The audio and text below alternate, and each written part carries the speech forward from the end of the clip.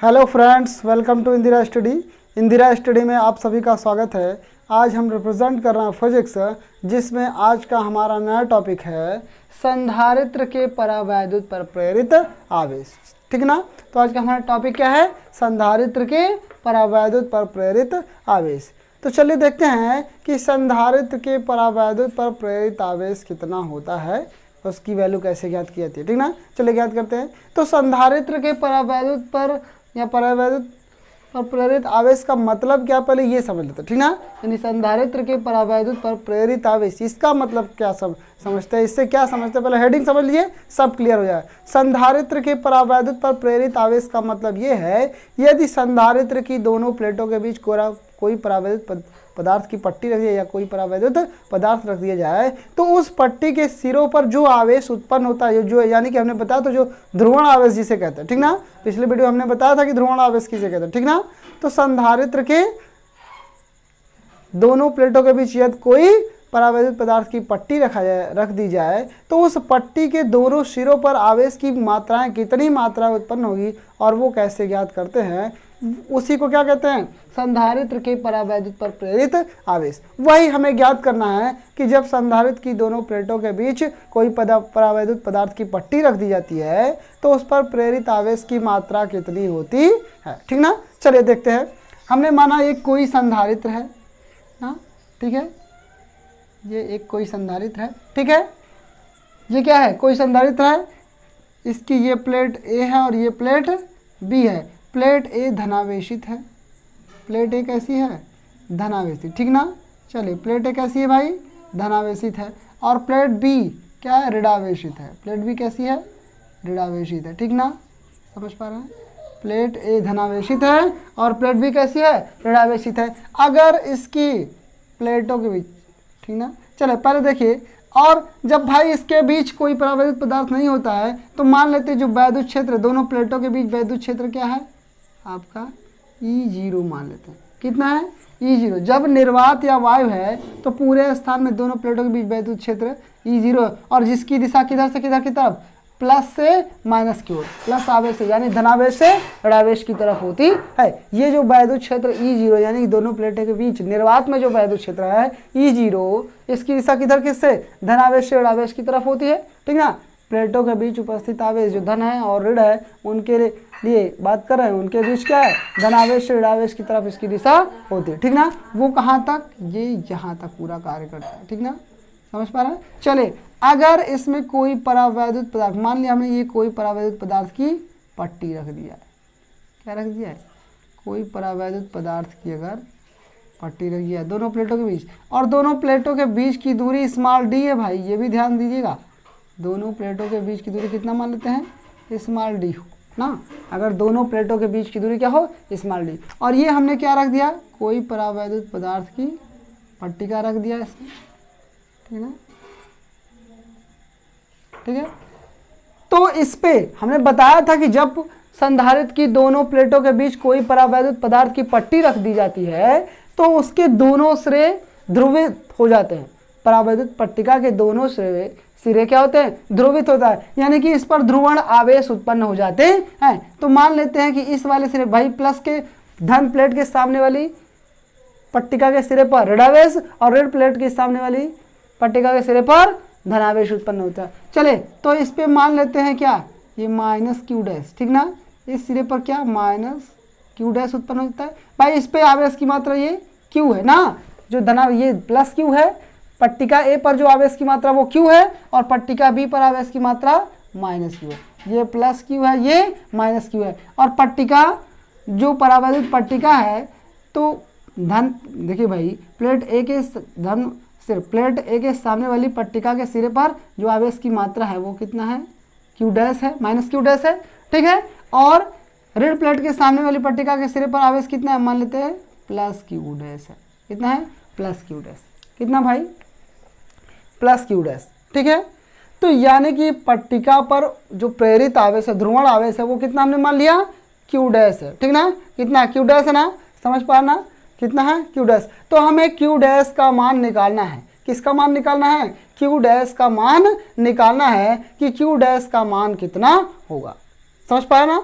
हमने क्या कहा कि संधारित्र की दोनों प्लेट, मान लेते हैं एक प्लेट क्या है प्लस क्यू कूलम से आवेशित है, दूसरी माइनस क्यू कूलम से आवेशित है, और इनके बीच जो वैद्युत क्षेत्र है इस धनावेश और ऋणावेश के कारण ये एक दूसरे से अल्प दूरी डी पर स्थित है, ये एक दूसरे से डी दूरी पर, संधारित्र की दोनों प्लेटें जो हैं एक दूसरे से स्मॉल डी दूरी पर स्थित हैं, और जिस कारण से इनके प्लेटों के बीच यानी धनावेश से ऋणावेश की ओर स्थित वैद्युत क्षेत्र क्या है, E0 है। ठीक, निर्वात में जो वैद्युत क्षेत्र है वो क्या है, E0 है। लेकिन जब भाई परावैद्युत पट्टिका इनके बीच रखी जाती है तो मान लेते हैं इस पे ध्रुवण आवेश की मात्रा माइनस क्यू डैश और प्लस क्यू डैश, ठीक ना। चले, तो इसमें एक वैद्युत क्षेत्र ई डैश स्थापित हो जाता है। बोलो भाई क्या, ई डैश परावैद्युत पट्टिका में, ठीक ना। इन ध्रुवण आवेशों के कारण परावैद्युत पट्टिका में एक वैद्युत क्षेत्र कितना स्थापित हो जाता है, ई डैश स्थापित हो जाता है। कितना स्थापित हो जाता है, ई डैश, ठीक ना। जब ई डैश स्थापित हो जाता है तो संधारित्र की दोनों प्लेटों के बीच कुल वैद्युत क्षेत्र का मान घट जाता है। यानी कि मान लेते अगर कुल वैद्युत क्षेत्र कितना हो, ई हो आपका, अगर कुल वैद्युत क्षेत्र ई हो तो ई बराबर कितना होगा, ई बराबर भाई ये इसके विपरीत दिशा में ना, यानी इसकी जो डायरेक्शन है, इसकी जो दिशा है वो क्या होती है, ई डैश की, ई के विपरीत होती है, ठीक ना। ई डैश की दिशा ई के विपरीत होती है, ठीक ना। तो इसमें से भाई तो ई बराबर क्या हो जाएगा, ई माइनस ई डैश हो जाएगा। जो परिणामी वैद्युत क्षेत्र है दोनों प्लेटों के बीच अगर कुल वैद्युत क्षेत्र निकाला है भाई, वैद्युत क्षेत्र E0 का मान अधिक होता है किससे, ई डैश से, ठीक ना। ई डैश से E0 का मान अधिक होता है। तो कुल वैद्युत क्षेत्र भाई दोनों की दिशाएं भी विपरीत हैं, दोनों की दिशाएं एक दूसरे के विपरीत हैं, तो क्या करेंगे, अगर परिणामी वैद्युत क्षेत्र निकालना है तो E0 में से किसको, ई को, ई डैश को घटा दिया ना। तो परिणामी वैद्युत क्षेत्र कितना होगा, E0 माइनस ई डैश। जो परिणामी वैद्युत क्षेत्र होगा वो कितना होगा, E0 माइनस ई डैश होगा। परिणामी वैद्युत क्षेत्र आपका कितना हो जाएगा, E0 माइनस ई डैश। तो चलिए पहले निकाल लेते हैं E0 और ई डैश को निकाल लिया जाए। किसको निकाल लिया जाए, E0 और ई डैश को निकाल लिया जाए। निकालें, चले निकालते हैं। तो E0 बराबर देखिए कितना हो जाएगा, E0 बराबर कितना, सिग्मा अपान, ठीक ना, कितना हो जाएगा, सिग्मा अपान एप्सिलॉन 0। चूँकि E0 बराबर कितना होता है, सिग्मा अपान एप्सिलॉन। जो वैद्युत क्षेत्र की तीव्रता होती है वो पृष्ठ आवेश घनत्व, भाई इस पे हमने पृष्ठ आवेश घनत्व कितना मानते हैं, इसका पृष्ठ आवेश घनत्व सिग्मा, और परावैद्युत पट्टिका का पृष्ठ आवेश घनत्व सिग्मा डैश है। परावैद्युत पट्टिका का जो पृष्ठ आवेश घनत्व है वो कितना मान लेते हैं, सिग्मा डैश मान लेते हैं, ठीक ना। कितना मान लेते हैं, सिग्मा डैश, ठीक है। चले कितना मान लेंगे भाई, सिग्मा डैश मान लेंगे।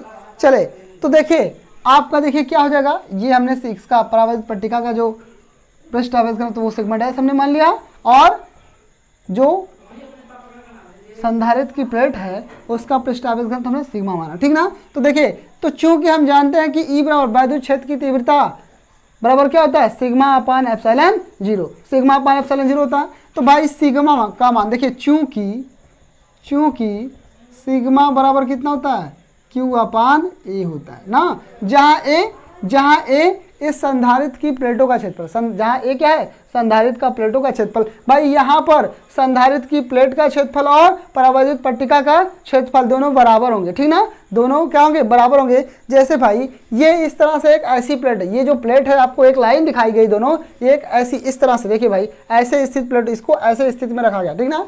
जैसे ये है, ये चौड़ाई है इसकी, ठीक ना, लंबा चौड़ाई देखिए, चौड़ाई और लंबाई, ठीक ना। तो इस तरह से ऐसे रखी गई, तो इसका आपका केवल क्या एक लाइन डायग्राम दिख रहा है, ऐसे रखी गई, ठीक ना। तो ये जो चौड़ाई होती है उसी पूरी चौड़ाई में ये परावैद्युत पट्टिका भी रखी होती है, उसी ये परावैद्युत, ये मोटाई दिया हुआ है, ये परावैद्युत पट्टिका की ये मोटाई आपको दिख रही है, चौड़ाई नहीं दिख रही है, इसकी मोटाई दिख रही है, ठीक ना। तो मोटाई का मतलब देखिए ऐसे, अगर ये जो मोटाई आपको मिल रहा है ये इतना ना, वो परावैद्युत पट्टिका की दिख रहा है, ठीक ना। और जो इसकी चौड़ाई होगी वो संधारित्र की जो प्लेटें हैं उसके बराबर होंगी, यानी कि दोनों का जो पृष्ठीय क्षेत्रफल होगा वो बराबर होगा, ठीक ना। चले तो भाई चूंकि सिग्मा अपन हमने कहा जो पृष्ठ आवेश घनत्व, तो सिग्मा बराबर कितना होता है, Q अपान ए होता है। तो यहाँ से रख दिया जाए भाई, सिग्मा अपान ए होता है वो Q अपान ए होता है, सिग्मा बराबर Q अपान ए। तो यहाँ से रखेंगे तो ये आपका E0 बराबर कितना आ जाएगा, Q अपान एप्सिलॉन 0 ये हो जाएगा, कितना हो जाएगा, Q अपान एप्सिलॉन 0 ये हो जाएगा। बोलो भाई क्या हो जाएगा, Q अपान एप्सिलॉन 0 A हो जाएगा। क्लियर ना? तो इसकी वैल्यू कितना हो जाएगी, Q अपान एप्सिलॉन 0 A। चलिए अब हमने तो सिग्मा E0 निकाल लिया, अब निकालते हैं E डैश निकाल लिया जाए, यानी परावैद्युत पट्टिका में जो उत्पन्न वैद्युत क्षेत्र है उसकी वैल्यू निकाल लिया जाए। ठीक ना? हमने उस पर आवेश कितना माना, Q डैश मान लिया है भाई। इस पे आवेश अगर Q है तो इस पे आवेश की मात्रा हमने क्या माना, Q डैश माना ना, यानी कि जो ध्रुवण आवेश है वो कितना Q डैश हमने माना है, उसी के मान ज्ञात करना है, उसी की वैल्यू ज्ञात करना है। तो ध्रुवण आवेश, चलिए देखिए तो किसमें, परावैद्युत पट्टिका में वैद्युत क्षेत्र ना, परावैद्युत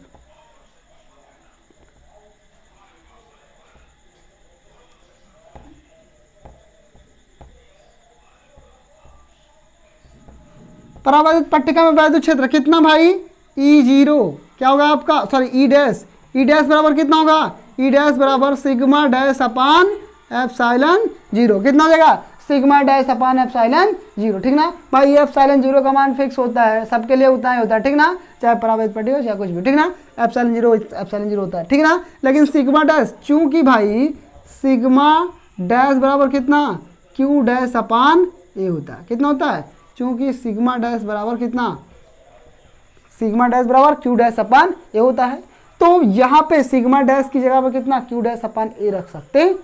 कितना रख सकते हैं, Q डैश अपान A रख दिया जाए तो रखेंगे, ये देखिए E डैश बराबर आपका कितना हो जाएगा, Q डैश और अपान कितना,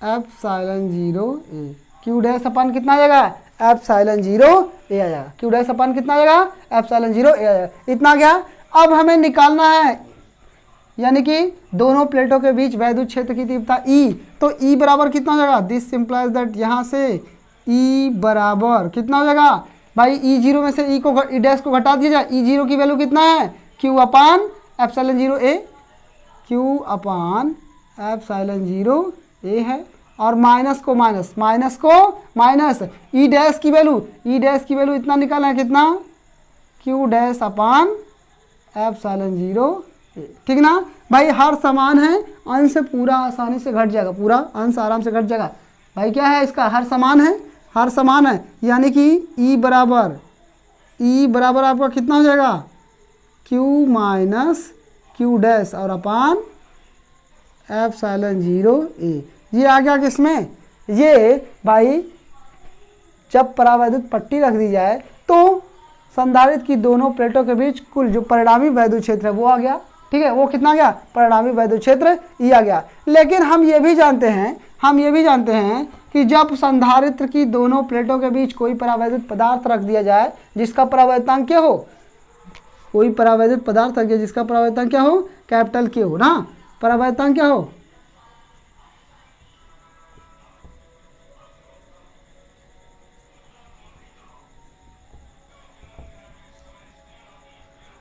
ठीक ना, जब संधारित्र की दोनों प्लेटों के बीच कोई परावैद्युत पदार्थ की पट्टी रख दी जाए जिसका परावैद्युतांक कैपिटल K हो और संधारित्र की जो प्लेटों का पृष्ठ आवेश घनत्व तो वो सिग्मा हो, इस स्थिति में जो परिणामी वैद्युत क्षेत्र होता है वो E बराबर कितना होता है भाई, E बराबर आपका कितना होता है, E बराबर होता है कितना, सिग्मा अपान K एप्सिलॉन 0, सिग्मा अपान K एप्सिलॉन 0 होता है। कितना होता है भाई, इस स्थिति में, जब हम इसके पहले भी पढ़ चुके हैं, जब संधारित्र की दोनों प्लेटों के बीच या किसी परावैद्युत पदार्थ के दोनों प्लेटों के बीच कोई परावैद्युत पदार्थ की, किसी चालक की दोनों प्लेटों के बीच क्या रख दिया, कोई परावैद्युत पदार्थ की पट्टी रख दिया जाए तो उस स्थिति में जो वैद्युत क्षेत्र होता है E, यानी कि इसको देखो एक समीकरण एक बना दिए। देखिए जब तो वैद्युत क्षेत्र जो E होता है उस स्थिति में जब संधारित्र की दोनों प्लेटों के बीच कोई परावैद्युत पदार्थ की पट्टी या कोई परावैद्युत पदार्थ रख जाए जिसका परावैद्युतांक कैपिटल K हो, उस स्थिति में संधारित्र की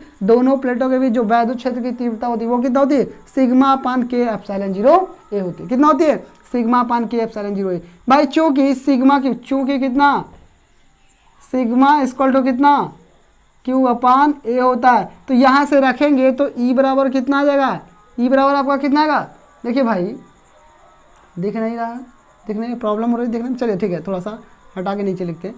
देखिए हमने कहा कि जब परावैद्युतांक कितना हो, कैपिटल K हो, तो इस स्थिति में देखिए, नीचे लिखते थोड़ा देखिए, ठीक ना। इस स्थिति में देखिए तो ई बराबर आपका कितना हो जाएगा, ई बराबर सिग्मा अपान एफ के एप्सिलॉन जीरो ना, ठीक है। हमने कहा कि जब संधारित्र की दोनों प्लेटों के बीच कोई परावैद्युत पदार्थ की पट्टी रख दी जाए तो परिणामी वैद्युत क्षेत्र की तीव्रता क्या होगी, सिग्मा अपान के एप्सिलॉन जीरो ए होगी। कितना होगी, सिग्मा अपान के एप्सिलॉन जीरो ए होगी, ठीक ना। चले तो भाई चूंकि हमने कहा कि चूंकि sigma equal to Q upon epsilon zero, sorry Q upon A होता, क्योंकि सिग्मा बराबर कितना, क्यू अपान ए, तो सिग्मा की वैल्यू यहाँ रख दिया जाए तो ई बराबर कितना आ जाएगा भाई, ई बराबर कितना, क्यू अपान के एप्सिलॉन जीरो इंटू ए, ये हो जाएगा, ठीक है। तो ये समीकरण नंबर 2 बना लें। तो समीकरण 1 से और 2 से, समीकरण नंबर 1 और समीकरण नंबर 2 से ई का दोनों मान बराबर कर, ये दोनों वैल्यू क्या होंगी, बराबर होंगी, ये दोनों वैल्यू क्या होंगी, आपस में बराबर होंगी। यहाँ से जो वैल्यू निकाले हैं और यहाँ से जो वैल्यू निकाले हैं, ये दोनों ही वैल्यू क्या होंगी, बराबर होंगी, दोनों वैल्यू क्या होंगी, बराबर होंगी। तो बराबर करेंगे समीकरण किसे, समीकरण 1 व 2 से, समीकरण नंबर 1 व 2 से। तो ये आपका 1 व 2 से कितना आ जाएगा, Q dash, sorry Q minus Q dash, कितना, क्यू माइनस क्यू डैश और बटे एप्सिलॉन जीरो ए बराबर कितना, ये क्यू अपान के एप्सिलॉन जीरो ए, ठीक ना, क्यू अपान के एप्सिलॉन जीरो ए। दोनों तरफ देखिए ए से ए कट जाएगा, एप्सिलॉन जीरो से एप्सिलॉन जीरो कट जाएगा, तो बचेगा क्या, बचेगा दिस एम्प्लाइड, देखिए बचेगा क्या आपका, देखिए बचेगा क्या, तो यानी कि Q माइनस क्यू डैश बराबर कितना, Q अपान कितना, Q हो जाएगा, कितना हो जाएगा, Q अपान Q हो जाएगा भाई, Q माइनस क्यू डैश बराबर कितना, Q अपान K होगा।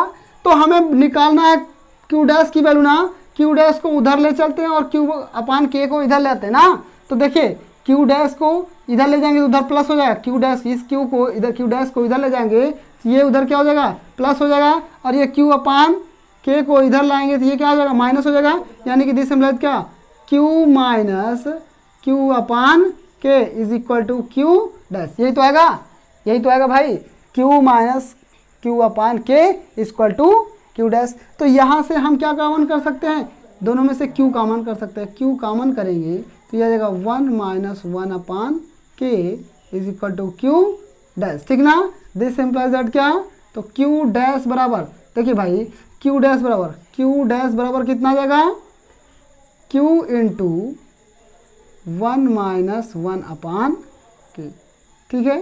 चलिए ये आपका, ठीक है, ये आ गया प्रेरित आवेश। परावैद्युत पदार्थ की पट्टिका पर जो प्रेरित आवेश होता है वो कितना होता है, संधारित्र की प्लेटों पर उत्पन्न आवेश का, संधारित्र की प्लेटों पर उपस्थित आवेश का 1 माइनस 1 अपान K गुना होता है। कितना गुना, 1 माइनस 1 अपान K गुना, ठीक ना।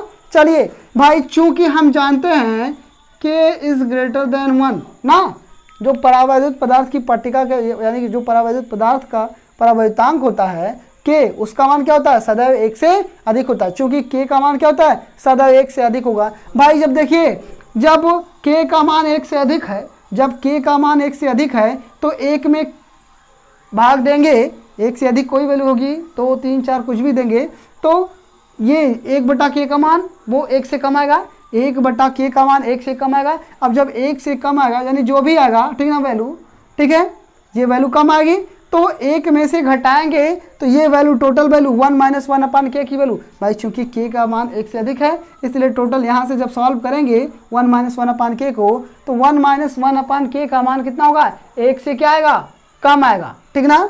चूंकि इतना, इसलिए हम क्या सकते हैं, इसलिए कितना, 1 minus 1 upon K is less than 1, इसका मान किससे, 1 से कम होगा, इसका मान किससे कम होगा, 1 से कम होगा। जब इसका मान 1 से कम होगा भाई, अरे भाई देख लीजिए, अगर K का मान 2 रखा जाए, अगर मान लेते हैं K का मान 2 रखा जाए तो 1 माइनस 1/2 ना, 1 माइनस 1/2, तो 1 माइनस 1/2 यानी 2 1 कम 2 माइनस 1 यानी कि कितना, 1/2 आएगा, 1/2 भाई 1/2 यानी कि क्या है, ये 1/2 आपका 1 से कम है, इतनी वैल्यू को सॉल्व किया अगर k का मान 2 लेके, तो इसकी वैल्यू टोटल की 1 - 1/k की वैल्यू कितना आएगी, 1/2 आएगी, जो कि क्या है, ये वैल्यू 1 से कम है। भाई 1/2 1 से कम नहीं है भाई, 1/2 किससे कम है, 1 से कम है। तो भाई जब 1/2 1 से कम है, यानी कि जो q डैश होगा वो q से क्या होगा, छोटा होगा, ठीक ना। चूंकि कितना 1 - 1/k इज लेस देन 1